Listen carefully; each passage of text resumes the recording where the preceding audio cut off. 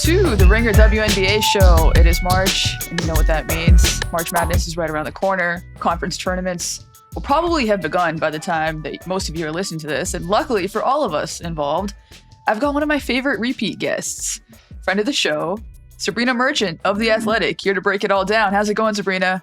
I'm doing well. Thanks for having me back. Have to have you back, you know? Thanks for knowing ball. Like that's just how it goes. That's what we do around here. You and I were both at the game that felt like essentially the kickoff to March Madness, USC-UCLA, a game in which there were many people in media row staring blankly at each other, either out of just like sheer pity for what was going on for UCLA or astounded at what JuJu Watkins was able to do. She humiliated UCLA. I feel like the bow on it was really like the play at the end where she blocked a shot off of Gabriela Jaquez's head and it went out of bounds. It just felt so fitting, even though Jaquez was not the problem that night. If anything, she was one of the solutions. Still, the imagery is just something I will never forget. I will never forget the arena turning into the Galen Center, essentially, the USC Trojans, the chants. Especially contrast with the fact that you walked into the arena that day. It was electric. Like the marching band was buzzing. The arena was packed. Traffic was jammed. But JuJu she just took the air out of the building. It was incredible. Yeah, I do appreciate just how much of a sense of the moment she has. You know, she loves playing against UCLA. She loves these rivalry games. You know, you mentioned that block off of Gabriela Jaquez. She does like the point in the other direction, like, you know, when a guy signals for first down, but like just showing possession, just holding her arm there way longer than it needs to be held. And then even does like the USC fours did it upside down, you know, in front of their student section. Just a lot of pageantry. It was nice. You know, JuJu, like, I feel like so much of the dominant imagery of her last season was she would end a game and just like immediately collapse because she was so overworked and like not properly hydrated. And now we're at a JuJu Watkins where she just has, you know, the stamina and like the wherewithal and the knowledge that like this is my moment and I'm going to punctuate it as best as I possibly can. She's in these games now where it just actually feels like she doesn't want the game to end, actually. Like, you know, even that block, she didn't need to go that hard. The game was essentially over.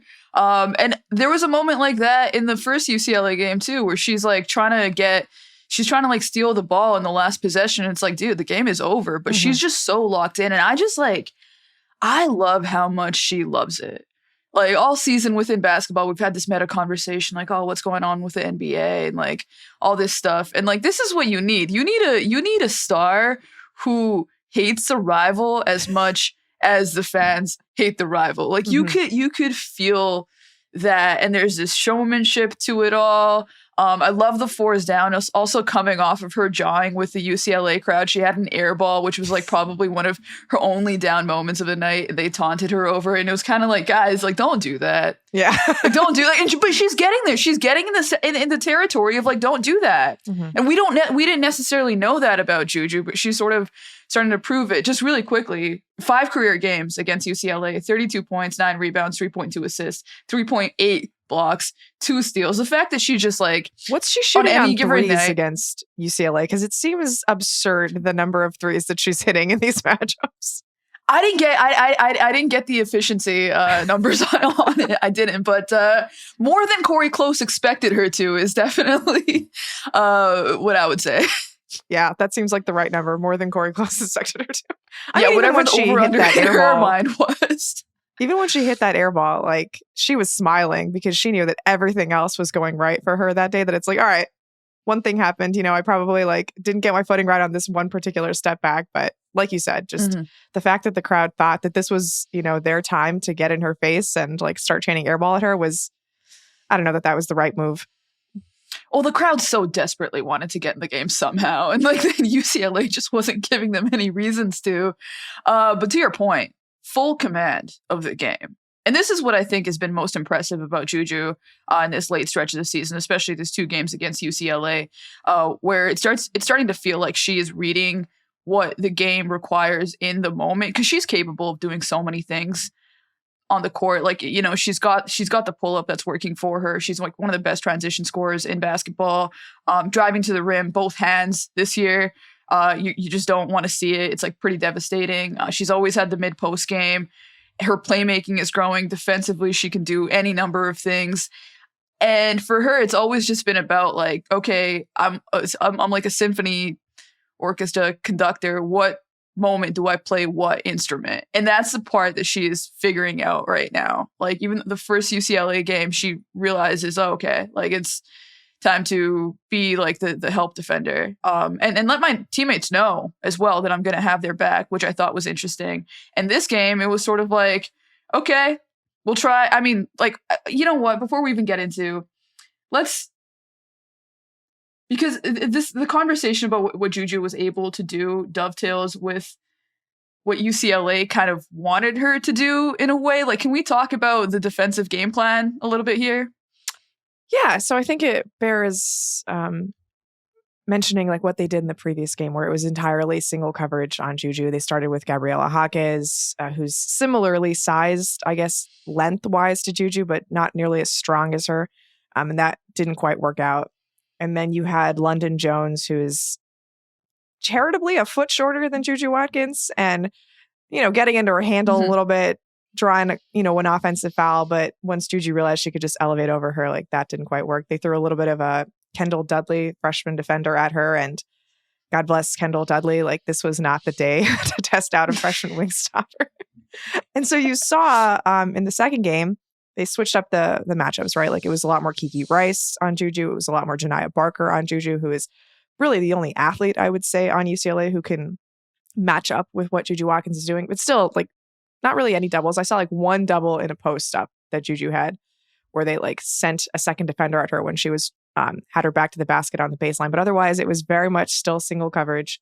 A lot of, you know, they went under on the first screen on the perimeter, even though she had just hit 6 threes in the previous matchup against them. It was somehow like daring JuJu to beat them, which I never watch USC and think she was that's like the player I want to be. Yeah, right. Yeah, it's just not the move. It's never the move. I didn't see a lot of doubles. I did see some moments where they tried to, you know, shade bets towards her on the drive, just have her, you know, over helping a little bit, and then have, you know that the help is behind, and then have, you know, Kiki Rice just in her grill. But at that point, she was already going. Right. Because there were points in this game where, like, regardless of the coverage, you know, UCLA's, you know, best, most physical defender is on JuJu and is just stuck on her, but it just doesn't matter because JuJu's like just pulling up for these like crazy, you know, fadeaways, just like in her grill. Doesn't really matter. Like, and that's like, there are those moments where you're like, what am I even really supposed to do? And then also shout out to Rhea Marshall, who has just become one of my favorite players. Her playmaking was really good. Like when they did get the ball out of her hand, she had 5 assists in this game, just like making awesome plays out of the short roll. Was also hit a couple mid-range jumpers, which is nice to see in her bag as well. But just like in that painted area, able to find Kiki Rice for a layup, able to find Cleese Akamwafa for a layup, things like that. That just kind of like, I don't think UCLA necessarily saw that coming by any means. They also tried Barker at the 4 as well, to be like she plays the 4, but just kind of having her be like the defender on the roll against JuJu that I think was like kind of okay at times too, but nothing really worked. And it was just like at a certain point you had to start asking yourself like, okay, when do we get to the place where you demand that somebody else beats you? And we just never got there. Yeah. Nice shout out to Rhea. I thought like, if you're an opposing team, obviously you want to give her some space in the, you know, high post. And I thought she just responded really well by confidently taking that jumper and then like those high-low passes, like you mentioned.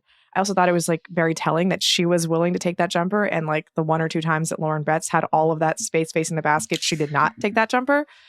So you never want that to be a matchup where like their center is more confident offensively than your center when you're UCLA. No, especially when your center is Lauren Betts, who's like supposed to be I had the National Player of the Year trophy, pride from her. And I shouldn't even say pride because I don't think that she held on to it very hard. I think she was just like, here you go. Which feels like the larger issue at hand here, right? Especially for a big game like this. They just lost to USC. They also just barely beat Iowa. They're getting to go back home. the arena, I cannot overstate. I've never been to Poly before. Mm-hmm. That was awesome. Like, that crowd was awesome. The marching band was awesome. There were celebrities just on deck. And just everybody showed up except for UCLA. And at one point, I think we were talking and you said, hey, like, it would be cool if UCLA realized that this game was for the Big Ten regular season championship. Like, they just were not properly amped. They were not intense. Like, and like, especially Lauren Betts, who felt like a role player. You know, like, if you were watching UCLA for the first time, you would think that she was like somebody who played basketball because she was tall and was like probably a great college player or something like that. Not like in this game, not even that. And this is somebody who we're talking about is like being like probably the consensus number 1 pick in 2026. I just like, what do you think is going on with her? Yeah, so I'm kind of of two minds on this because other than the USC games, I haven't really seen many instances where she's just been taken out of a game. Like, yes, they did have to make this massive comeback against Iowa. Iowa was hard to play at home. You know, they spread the floor on you.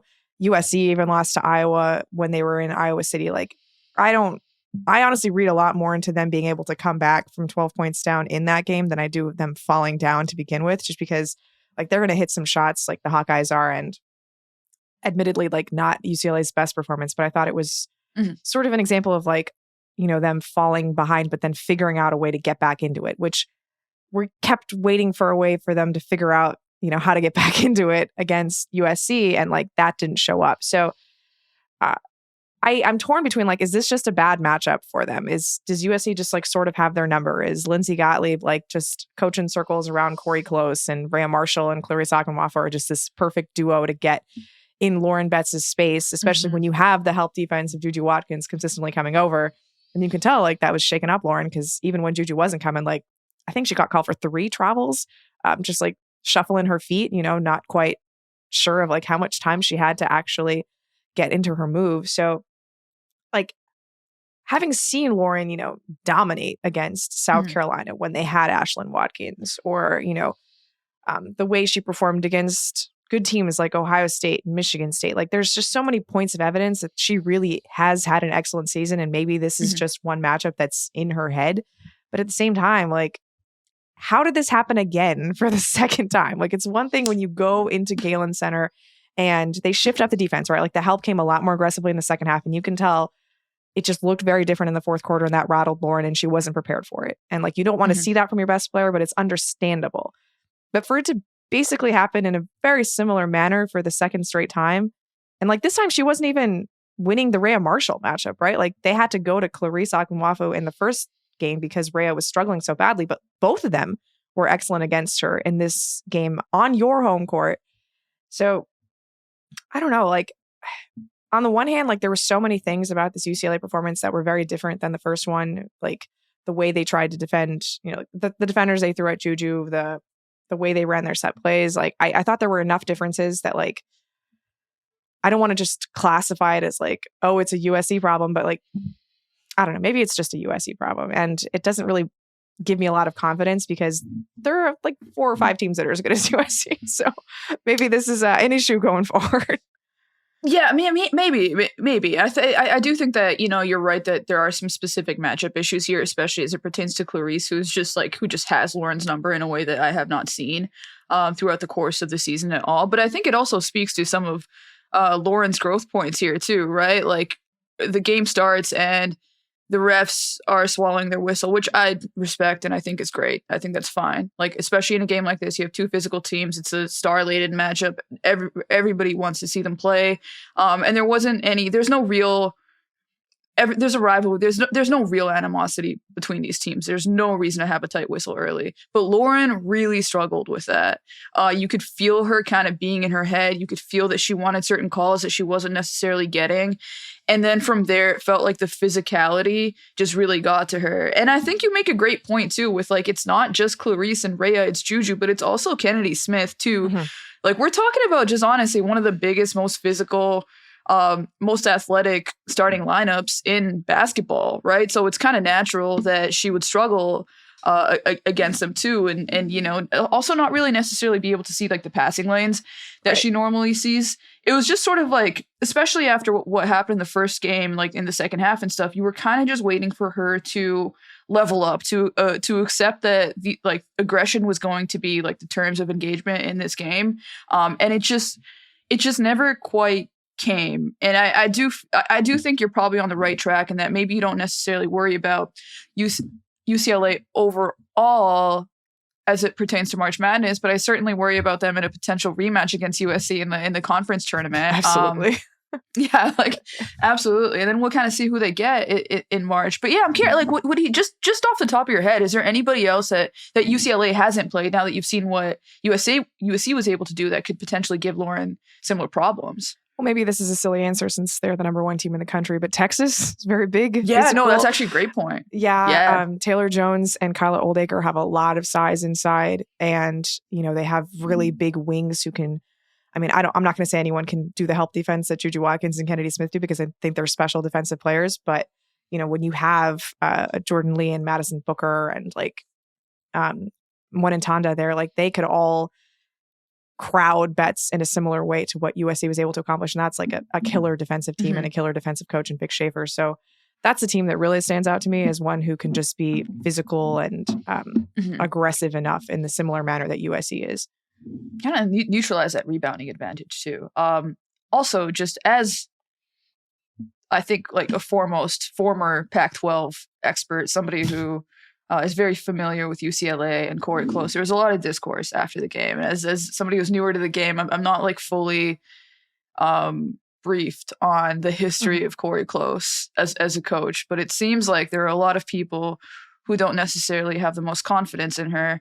And after games like this, a lot of people mentioned that there was a point in the game where UCLA was making a comeback and Kiki and Lauren were both taken out of the game. Not necessarily the best move. And also, obviously, we talked about single coverage on JuJu all night. And also just didn't like, as much as we talk about like, it's a balance. Like Lauren Betts needs to work a little bit harder to get her catches, but there wasn't a lot of room for her to catch the ball down low in the post. It was really at any time she got a clean catch, it felt like it was in a high post. And it just weren't a lot of adjustments, it felt like. But I'm just like, do you have like a grand unified theory of Corey Close? Like, what are your thoughts on that overall?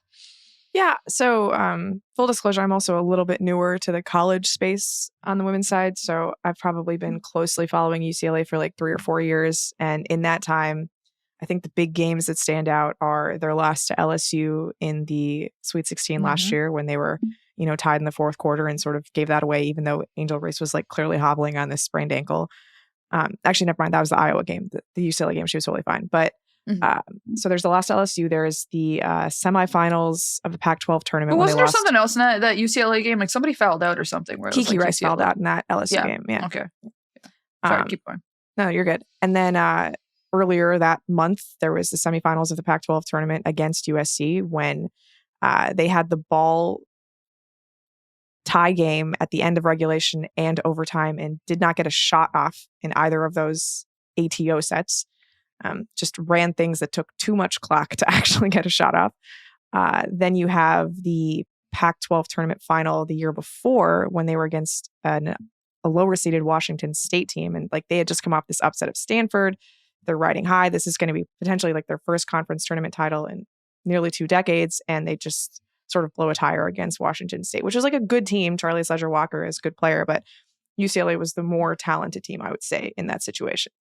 So you have these just like, increasing list of games where UCLA comes in, maybe they're not favored, but they have every reason to believe that they can win with the talent they have on the court. And it just, in the big games over and over again, you see like a failure to execute. And what's interesting about this USC game is like you mentioned the lack of adjustments, but some of their execution, like we talked about this, their baseline out of bounds execution was astounding. It was so good. They were like, they had actually scouted some things that USC messes up. And I thought that they, the in between like Galen Center and Poly Pavilion games, I thought the in between adjustments, like there were things that were done. The in-game adjustments, I did not really notice anything, but like there were just like, there were some improvements I saw, like, hey, we can like find some gaps here. But yeah, I do think that there is like, you look at WNBA, and there's a lot of successful UCLA players in the WNBA. You think about Jordan Canada and Monique Billings, and Kennedy Burke just won a title with New York, and Michaela Onyenwere was a Rookie of the Year. Like, there's a lot of talent that has come out of this program, and for them to have not won a single regular season title or conference tournament title during Cora Close's tenure is just like, well, what's happening with all of that talent? She also went full Eric Taylor Oh my God. in the press conference after the game. Like, and she, you know, this is a coach that is prone to go Eric Taylor for sure. And it was just, I felt like I was having an out of body experience. Like, she was saying things that I've only ever heard in movies. She was saying to us. It wasn't even like she was saying this in the I'm sure she was saying a lot of it in the locker room, right? Too. But there were a couple of moments where it just felt like, oh, if you're not going to be about this life, get off this bus. Essentially, yep. Like, don't literally show that. up. like don't show up. Don't show up when we head off to the conference tournament. It was just like, it was intense. Anybody who hasn't seen it, like, it's a long press conference. Go watch it. It was intense, but it really just hit this note of feeling like it's a season on the brink moment for UCLA right now. And maybe the stakes don't need to be heightened to that level. Maybe that's actually part of the issue. Like, maybe it is what you're saying. Like, you have this one team, it sucks that they're a rivalry team that just has your number. But at the same time, like, actually, I don't know, because God, did they just not show up? Right. Like, you had one player on one team on one side, like, you know, Rhea Marshall is going, like, before the game, she's hyped. Like, we talked to her at practice, and she just like wants this to be a huge rivalry game. With JuJu, she's talking about how she wants it to feel like football, and she also plays into it too, like with how she shows up on the court, but also just all the showmanship she's doing and all the things that she's going to be required to do for, like, to grow the women's game and for broader superstardom, in the context of just like the larger sporting landscape, and also in LA, in a city where, like, you know, like, there's a million things that you can do, but if you know that it's a big game, that JuJu Watkins is going to show up, and we just didn't really get that out of anybody. I guess Kiki Rice and Gabriela Jaquez on UCLA, but really, like, that just, I don't know, like, it's one of those moments where sometimes things are tactics, but sometimes there's, like, also just larger things beyond tactics that feel like an issue. Yeah, I think that's exactly right. And like you said, it sucks that it's their particular rival and a team that they have to face over and over again. But I'm just not at the point where, I don't know, it's like season on the brink, right? Like, they've won 27 games, lost to one team. It's a pretty good year so far.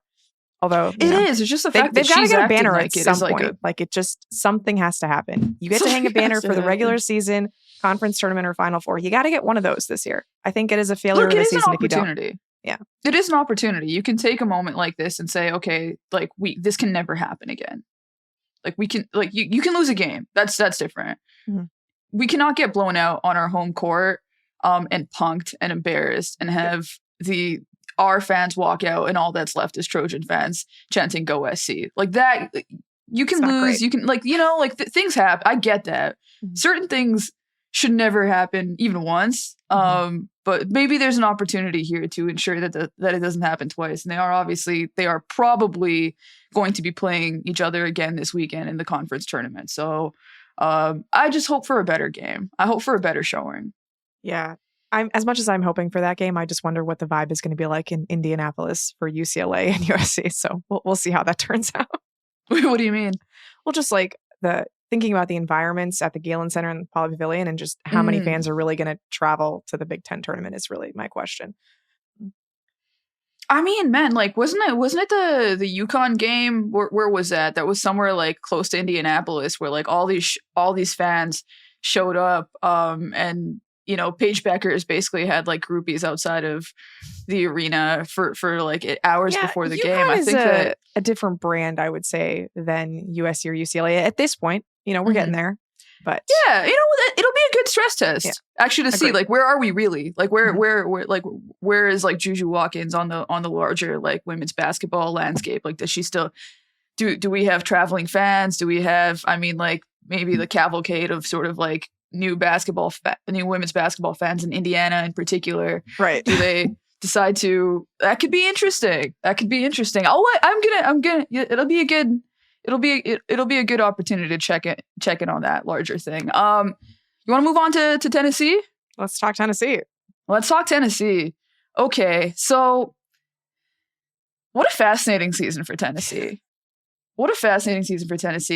Kim Caldwell, in her first year as a coach, installs this new system that essentially is based on trying to have more possessions. 20 more possessions is what they've said. They want to have 20 more possessions than their opponents and kind of win the math. Like they full court press basically all game.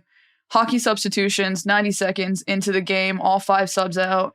They keep everybody fresh. They want to shoot more threes than you. They want to crash the offensive glass to offset the variance of all of that. It's basically Missoula ball in a college basketball context. That's kind of the way that I look at it. Then you add in like the crazy full court pressing. It's its own thing. You can't really, but you can pick off like different sort of styles of basketball that you've seen before, and it's like mutated into its own thing, and it was peaking just a few weeks ago. You had Talaysia Cooper has been doing Talaysia Cooper things all season. Jewel Spear was playing a lot better. It felt like a lot of the players felt like empowered to create within the system as well, which is a big part of it. They have this win against UConn. They have a couple other close losses against big teams like LSU and stuff like that too. And then they closed the season going 0 for 2 in 2 games that I both of which I thought were really interesting. Let's start with the Kentucky game. What did you make overall of the Kentucky game? Yeah, so it's the thing with expectations is they're so interesting. Like Tennessee went 10-6 in the SEC last year, and it was this colossal failure, And they're 8-8 in the SEC this year, and we're talking about like what a great job Kim Caldwell has done in her first year with the program, and what a nice story Tennessee has been. And Kelly Harper's just got to be like gouging her eyes out about this Tennessee conversation. But Kentucky, so you mentioned close losses. Wait, just before I love that you bring that up. Because I think Kelly Harper lost her job because Camilla Cardoso hit a once in a lifetime shot. 100%. And now you are seeing this pressure come down on Kim Caldwell. Now, I'm not in Tennessee, but if you're reading the YouTube comments, the ghost of Pat Summitt looms large. Yeah.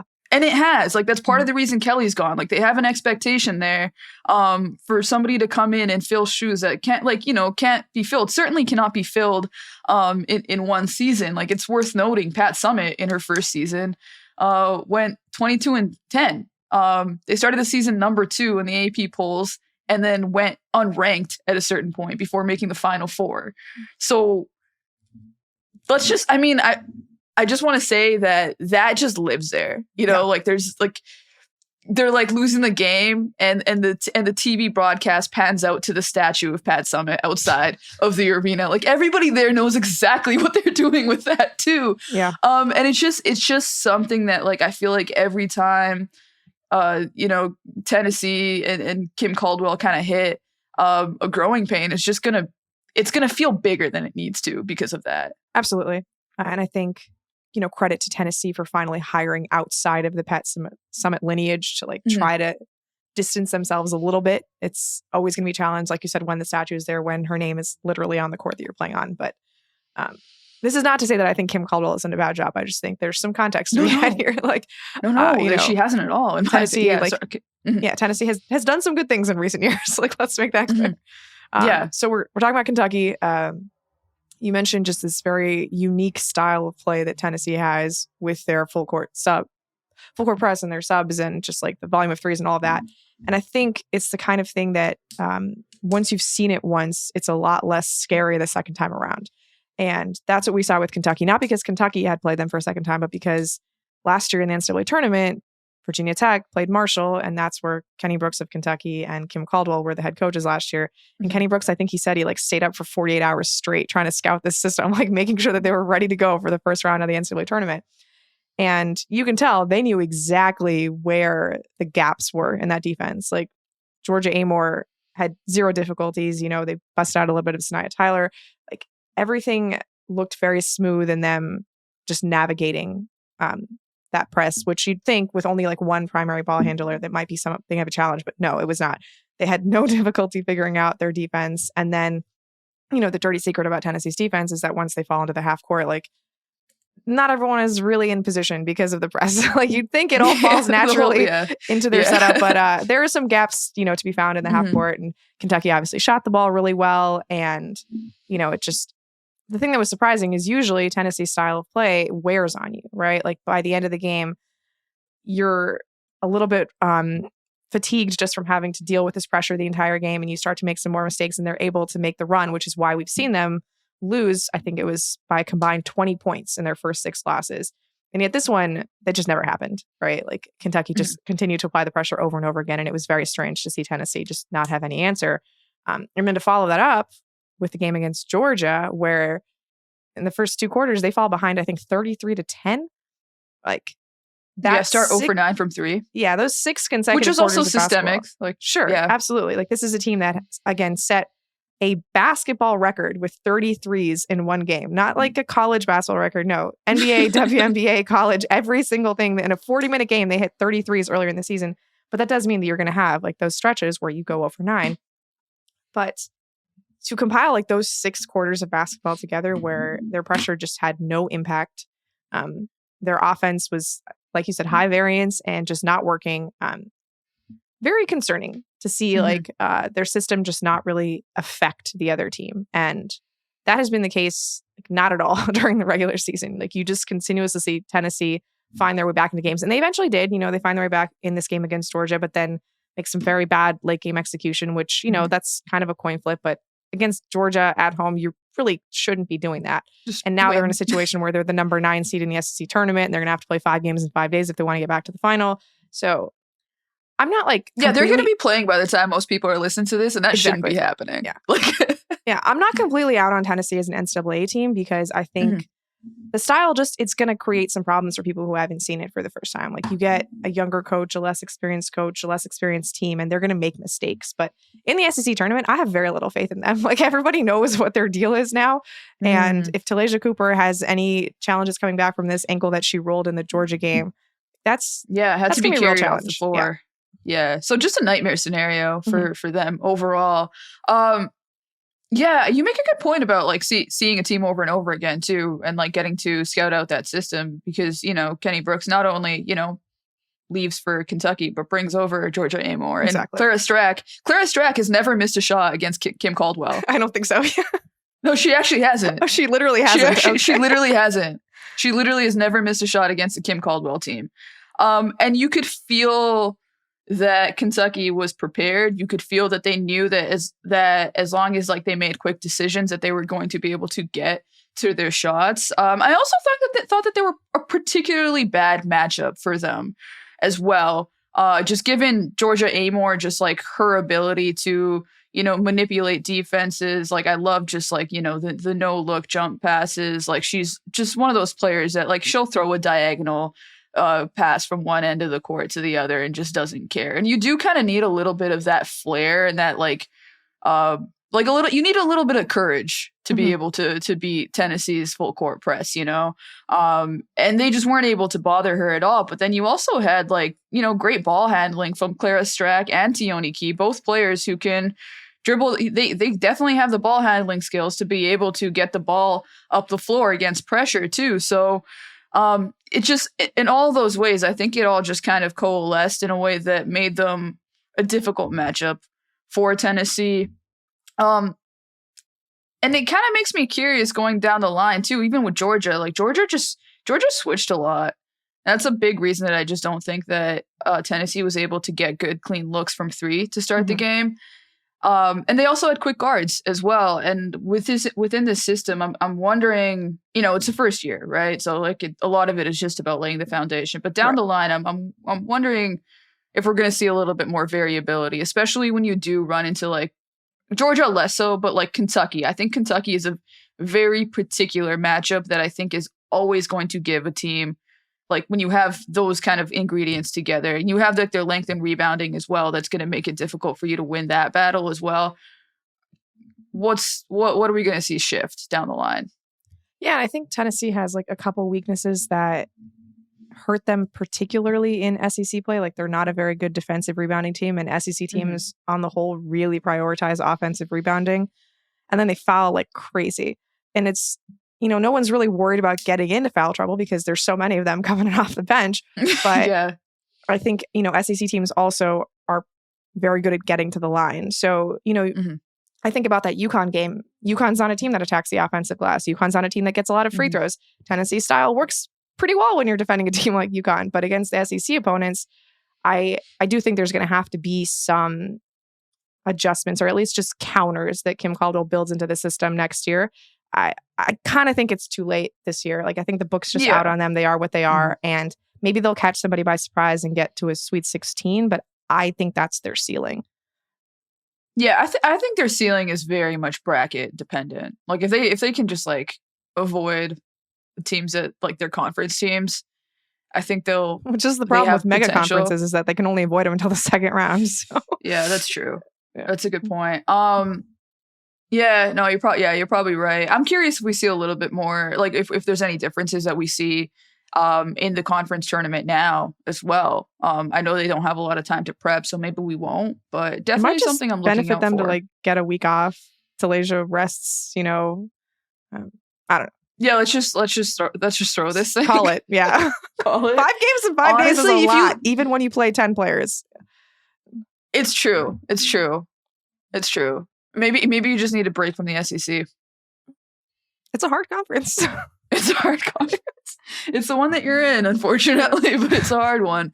What do you think about Kentucky overall? I'm really curious to see how far this team goes, if they could be a bit of a dark horse in March Madness, just because I think Kenny Brooks is awesome, but Georgia Amor, I think, is just the type of player who, if she gets like contributions from her teammates, can just take a team really far. Like can like kind of give you an extra round or two if she's playing well.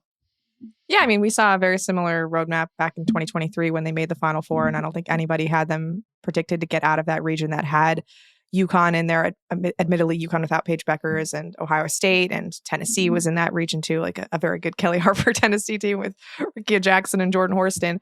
But yeah, Georgia just has an ability, like you said, to take you like about one round further than you'd expect. And I've just been so fascinated this season because they had a pretty backloaded SEC schedule where all of the good teams came up in the second half of the season. So they're banking wins against like Vanderbilt, with all due respect, not one of the best SEC teams, in like Florida. And, they played a good game against Oklahoma, but like I wanted to know what they were going to look like against the more physical, aggressive teams like LSU, like Texas, like South Carolina. And Texas just like absolutely smacked them. It was not close. You need a lot more one-on-one creation, I think, against Texas than Kentucky was able to generate.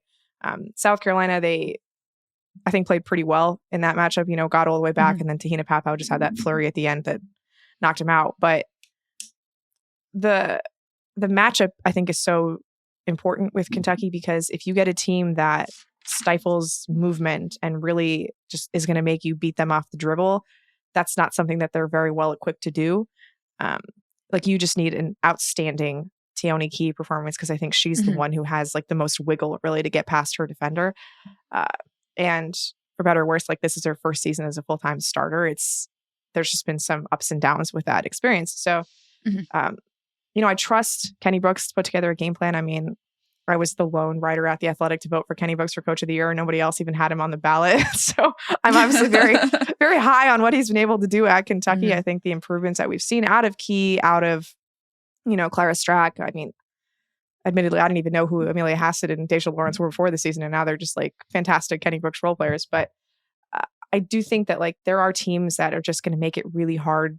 If you put like a 6'1" defender on Georgia Amor all game, that's going to create some challenges. I think about like when they played Ole Miss and Kennedy Todd Williams just blanketed her in the second half. So there are matchups that I think are going to be really challenging for them, because they don't have the singular athletic gifts as some of the other teams, especially in the SEC, if not throughout the country. But I just love their style of play. And I think, they can also give teams a lot of problems. It's just when you're as reliant on Georgia as you are, if anyone can manage to shut her down, which admittedly, tall task, but if they have the right personnel, like the right physicality to shut her down, then it just makes everything so much more complicated.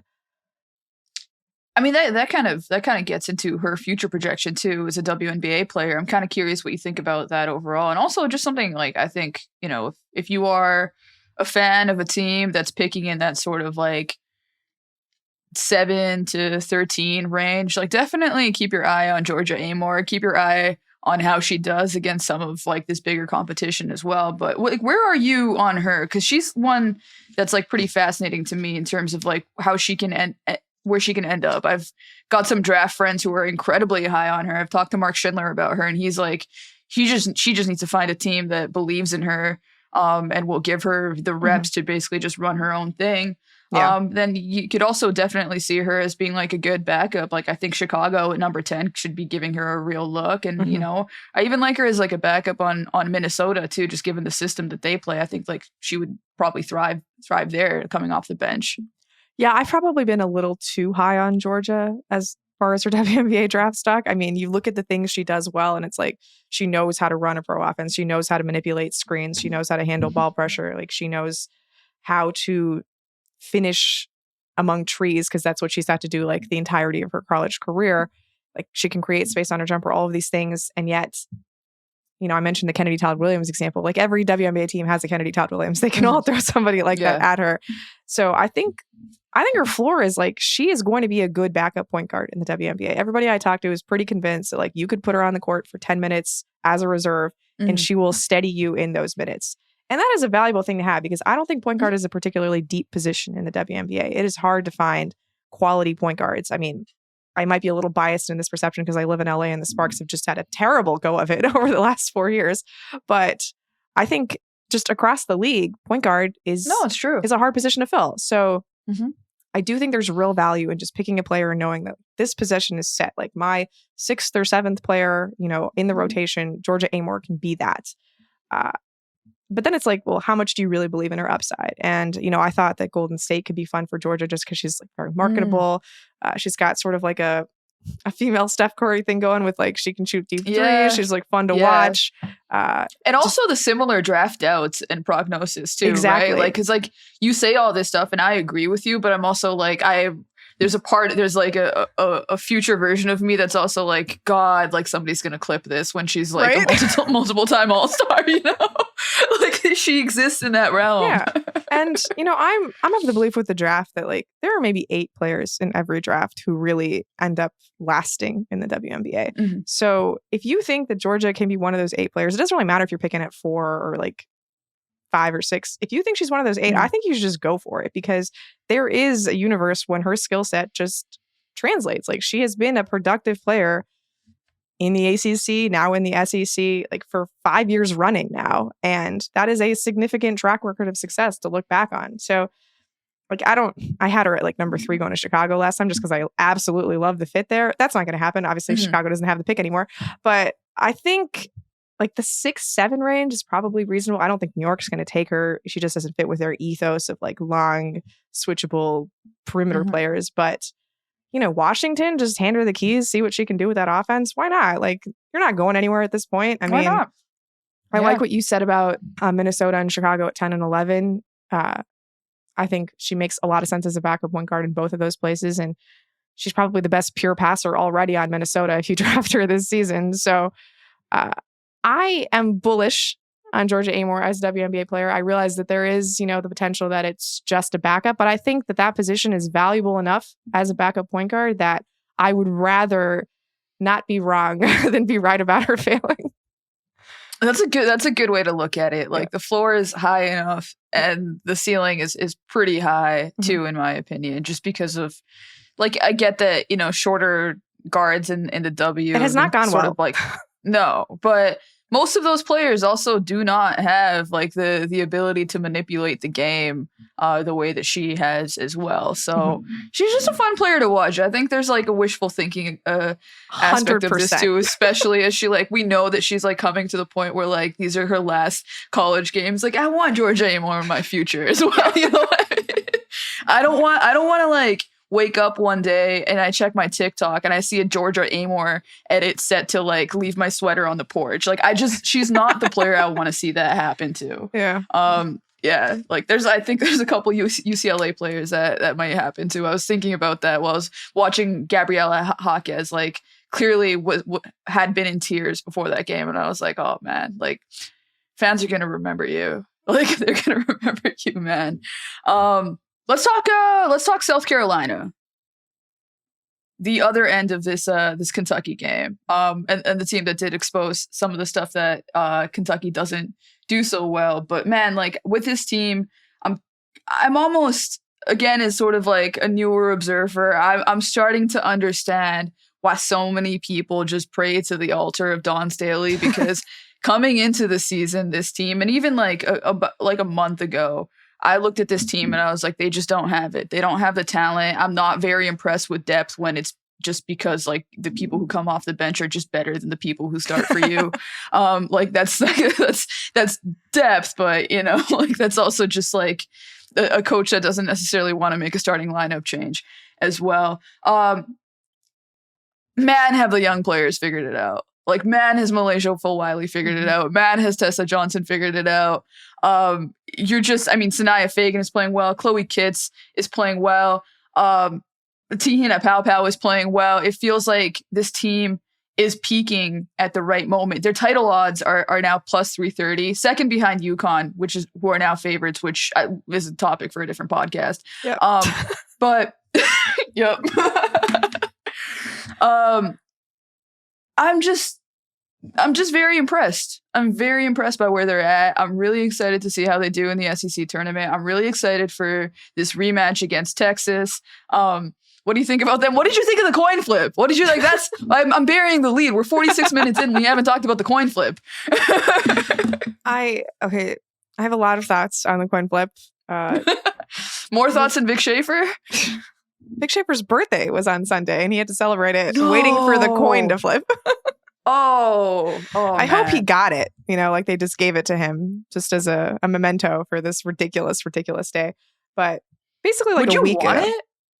I mean, it's a cool coin, you know, like it's a cool coin. Yeah. A week ago when we were like writing conference tournament or like conference regular season tiebreakers, I realized I didn't actually know what was going to distinguish Texas and South Carolina. So I, reached out to the Texas SID and he's like, yeah, it's going to be a coin flip. And I was like, what are you talking about? And he's like, yeah, if we both win out, if Texas wins out and South Carolina wins out, they're going to flip a coin to determine the number one seed in the tournament. I was like, there's really nothing else that could determine a tiebreak between the two of you. Not like, let's say South Carolina won their games against Texas by more than, Texas beat South Carolina. That seems like a very reasonable tiebreaker to me. Mm-hmm. No, coin flip. All right, so I've got about a week to reckon with the idea of the coin flip. Then I turn on SEC Network on Sunday morning, and literally before the games have even started, there's just a countdown to coin flip tracker, like 3 hours plus until the coin. I love it. Mm-hmm. And then we find out that they've minted a specific coin for this occasion, right? Which I hope they like tested it, that it was even on both sides, because the size of their logos is a little different. If it was mounted on either direction, I don't know. They have all of these commercial interstitials with like the coin staged in confetti and against all of this like championship regalia. And I'm just thinking about like, one, isn't that better than a point differential? Is this going into like the SEC financials? Like how much the coin cost? Did we have to commission a photographer to like get all of these images on? And then I kid you not, I get a message and I missed the live coin flip. I'm waiting all day. Like I'm on SEC Network watching LSU. Oh, no. See, you can't even blink. You can't even blink. You can't even blink. I look up and Greg Sankey has the coin just like on his like slightly shaking hand. Slightly shaking. Because he's been practicing for 2 hours like in this siloed room. That was great. Oh no. So I will say, dude, that sucks. In general, I am pro coin flip because again, we're not deciding the SEC title here, just the number one seed. Yeah. And, South Carolina's basically home court in Greenville anyway. So having them be the number one seed just feels indicative of like what this SEC tournament is going to look like anyway. But it was so silly. That's and fair. I love silly. And I'm glad they just leaned into the pageantry of it. Like we said, I'm all about a good show. You can't just have the basketball. There's got to be the embellishment, the punctuation, and, the SEC. It just matters more, right? The coin flips matter more. Oh my God. Well, let's talk about the game. So, we'll just South Carolina in general. I feel like the evolution of Malaysia Fawali is continually like the most interesting story for Essie, and probably like the biggest hinge point in how far they can go, just given her ability as a one-on-one creator on a team that kind of lacks that like north-south creation, at least from the perimeter, right? Like they've definitely gotten more of it from Kits. I like the high-low game with her and Sanaya Fig and Joyce Edwards when she's having a good game, but they don't have a lot of perimeter pressure. And Malaysia Fawali all season has been coming off the bench because Dawn Staley is still trying to figure out how much she can trust her. And I feel like it's like, it's been an interesting evolution. Like we can go back to the UCLA game where she plays 3 minutes because she immediately gets in the game, like turns it over and then misses a defensive rotation. And Dawn's like, no. It was bad 3 minutes. It was a really bad 3 minutes. It was a really bad 3 minutes on her part. And Dawn just kind of does that, like, I'm the college coach of a young player who has immense talent, but is occasionally reckless. I'm just going to come down on her a little bit this moment, and you're not going to get to play in this game. Like our first real big game of the season. They lose the game, becomes like kind of a huge story afterwards. And then a couple games later, she's like Dawn is saying she wants better defensive effort out of Malaysia Fawali. And what does she do? She brings her off the bench and says, hey, you're guarding Haley Van Lith. And I thought that was a really smart move on her part, because it was also in a moment where Haley Van Lith was really having a moment in the media too, and just saying, hey, you go out there and stop her. She does a great job on her. And just like rededicates herself on the defensive end throughout the course of the season to now where she's like become one of those players where you're looking at her like steal and block stats all the time. She had 4 and 2 against Kentucky, does an excellent job against Georgia Amore, and also does an excellent job against Deja Lawrence, like just getting into the passing lanes as South Carolina always does. Like there's just one of these teams where like you don't, like you have to be so careful making a pass in the perimeter that you'd normally make under like no duress. Like you just have to watch it with them. But she's just been awesome lately. 8 straight games with 2 turnovers or less from her, scoring in double digits in like 9 of her last 10 games, and just coming along in the way you'd hope for her to. But also Tessa Johnson, man. Yeah, like that's Sorry, I'll let you talk. I mean, what's not to love about Tessa Johnson? There was an argument for her being the most outstanding player in the Final Four last year. Like she is just one of the smoothest jump shots you'll see in all of basketball, and looks so comfortable getting to it. And the confidence is there, and she's, I think, gotten better about the decision making with her shot making. Like I think she was just taking some bad looks earlier because she felt like she could make anything, and like when you can shoot like Tessa Johnson does, I understand how you feel that way, but like definitely a lot more discerning as the season has gone on. I like that you mentioned, that, UCLA, TCU flashpoints from Malaysia, because we saw a similar thing last season where, they go into Duke and she is not playing Malaysia in the fourth quarter because, she just wasn't given any effort defensively. And then she told Papa the next game, she's like, I don't care what Malaysia's doing. I'm going to have to play her so that we don't lose her. I need her to get experience in these games. And, she ends up playing pretty well against North Carolina. So, this is what Dawn has to do, right? There's a lot of young levers that need manipulating. And whether that's Tessa Johnson or Malaysia Fawali, who, oddly enough, like they were only 3 players off the bench in that game against Kentucky, which is like a very tight rotation for South Carolina, only 8 players total, without Watkins. Dawn said after the game that she was going to like switch the players out, but they were like the bench was playing so well that she just decided ultimately that she had to finish with them. And I mean, personally, I think 8 is like the right number for a 40-minute game. It just has never been the South Carolina way. But it's nice that they've, even if that means like less minutes for Maddie McDaniel, who I think is really fun, but just this is not her time yet. The young players on South Carolina, like Joyce Edwards and Malaysia Fawali, both coming off the bench. They're 2 leading scorers, a freshman and a sophomore. I'm still waiting for like Bree Hall and Raven Johnson to look like last year's Bree Hall and Raven Johnson, but they do like kind of just enough where you're okay with it, and like you understand why they're still starting, because it keeps the kumbaya thing going. But I'm still just concerned about South Carolina's front court. Like Clara Strack had a pretty good game for Kentucky. She's one of the better bigs in the country, but I do think that like teams with scoring bigs are going to give them trouble, because Sanaya Fagan is only 6'3", right? Like there's only so much she can do against players who are taller than her. And Joyce Edwards and Chloe Kitts are both just power forwards. They're not centers. You're just missing so much of that interior defense without Ashlyn Watkins. So that potential matchup still concerns me. Like it wasn't an impact against LSU because, Anissa Morrow is so much smaller than Sanaya Fagan. But you look at how even Taylor Jones was able to score against them. And Taylor Jones is not somebody who I'd consider like an offensive hub.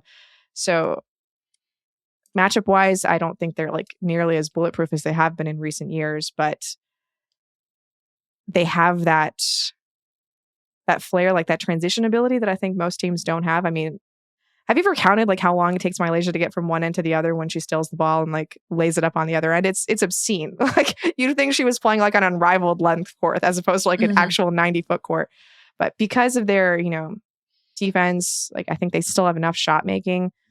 I wouldn't be surprised if this team won the national title. Like they have enough, but they're just more matchup dependent.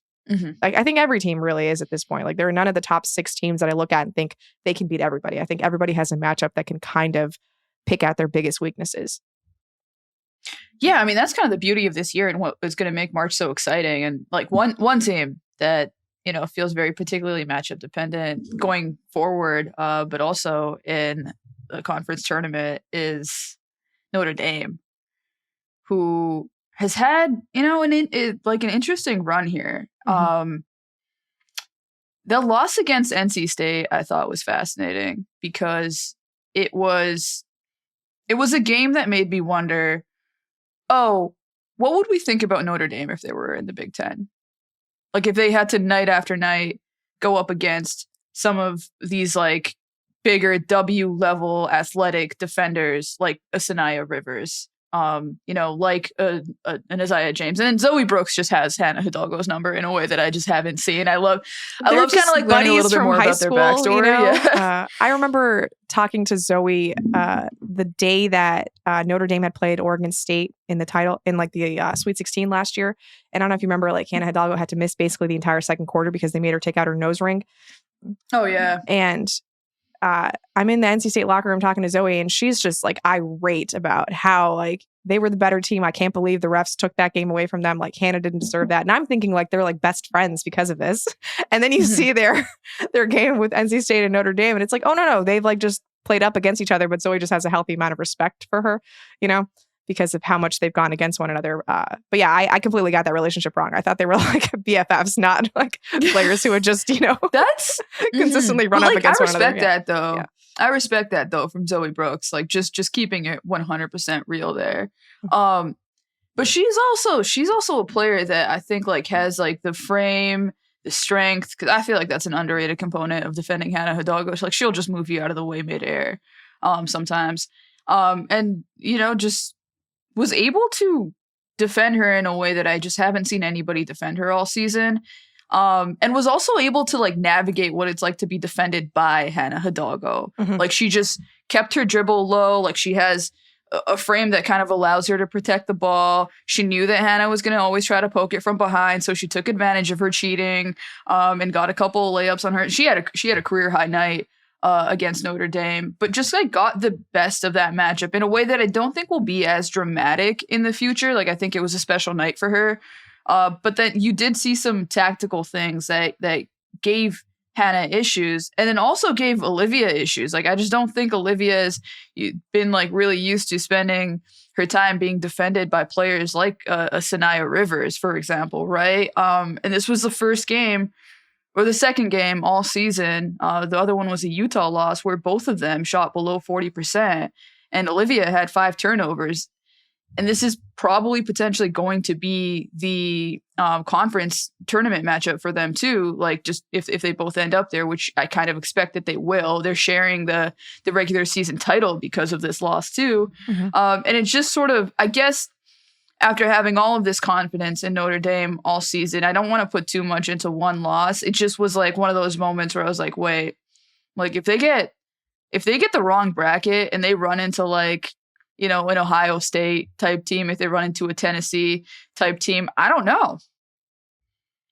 Yeah, it's interesting that you mentioned the NC State loss because I wasn't really moved by that in any particular direction. NC State has phenomenal home crowd. Playing in Reynolds is just really challenging. And I mean, they lost in double overtime, right, to a team that's really good and shared the, ACC title with them. So that's a game to me that like that's college atmosphere. You like get into a really raucous environment, and I think them being able to compete said more to me than them losing.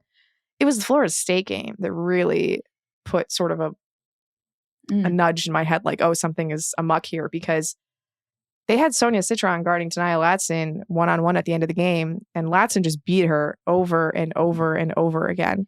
And we've come to expect Citron to be this, like, one-on-one stopper for Notre Dame. They put her on Paige Beckers. They put her on JuJu Watkins. And, like, I wouldn't say that she stopped either of those players, but she definitely made life difficult for them.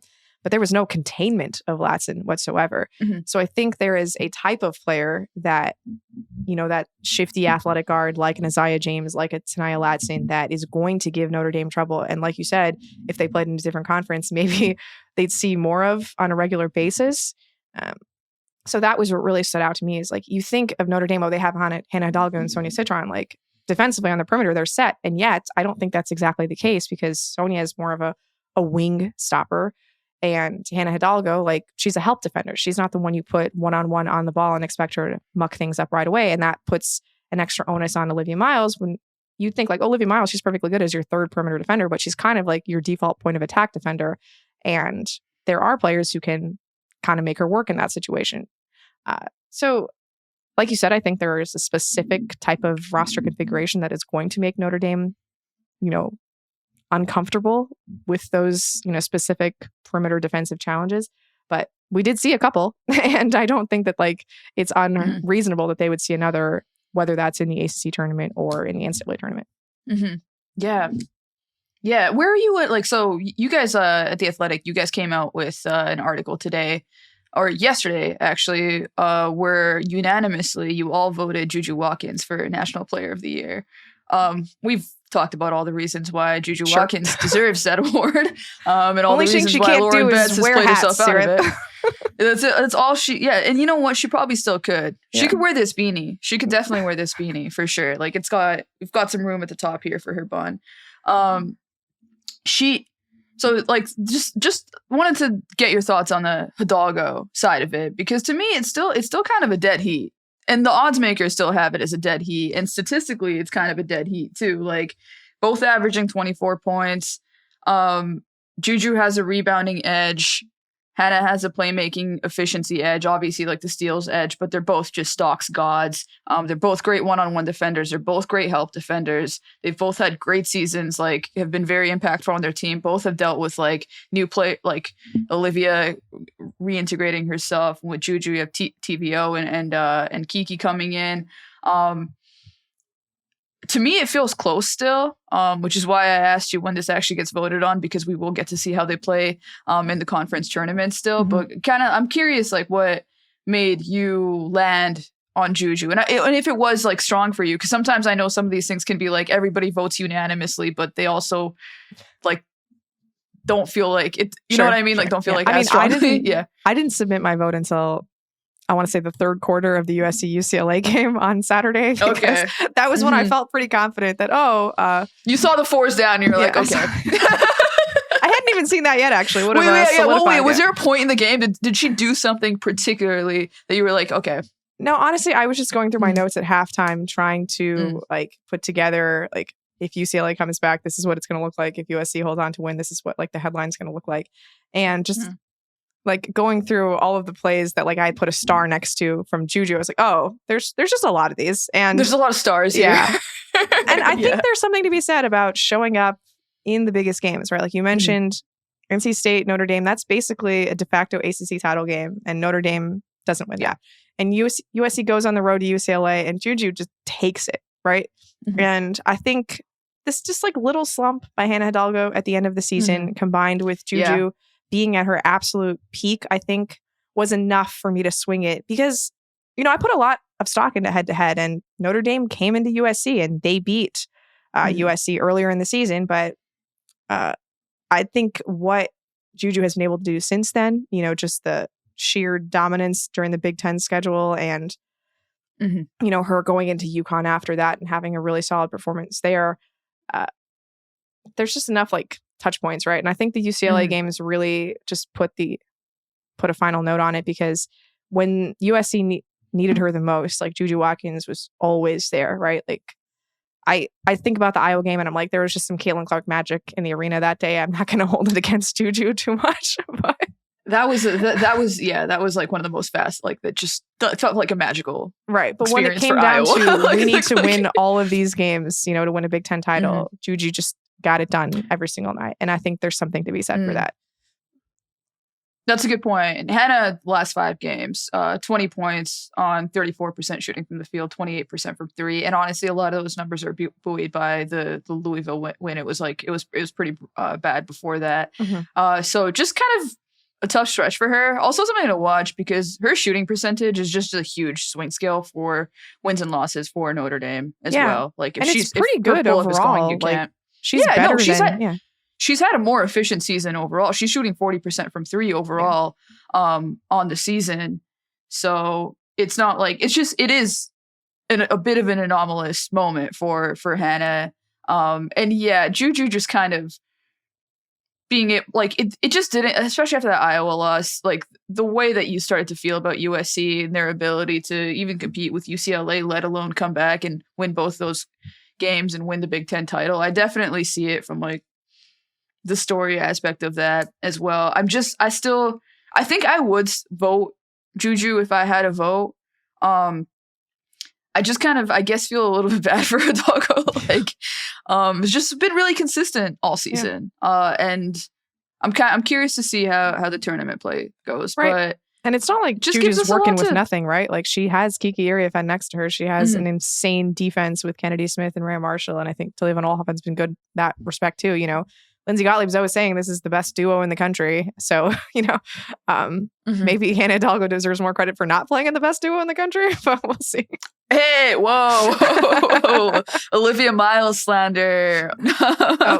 You know me. I am not one to slander Olivia Miles, especially not at the expense of Kiki Iriafen. Slanderer. Yes, it's rare for you. Yeah. That's rare for you. Sabreena, you guys collectively wrote a great article on the Connecticut Sun that I'm sure I will be talking about at some point on this podcast. Just wanted to stick to college today. Is there anything else that you wanted to plug? I mean, just any day this month that you go onto The Athletic, there will be something new to read, whether that's about our, awards votes or bubble watch, bracket watch. A lot of cool features coming up before start of the tournament. So yeah, just stay tuned to the site and make sure to listen to our podcast. The Athletic Women's Basketball Show comes out on Tuesdays and Fridays every week. Hell yeah. I look forward to it. Thanks for joining us.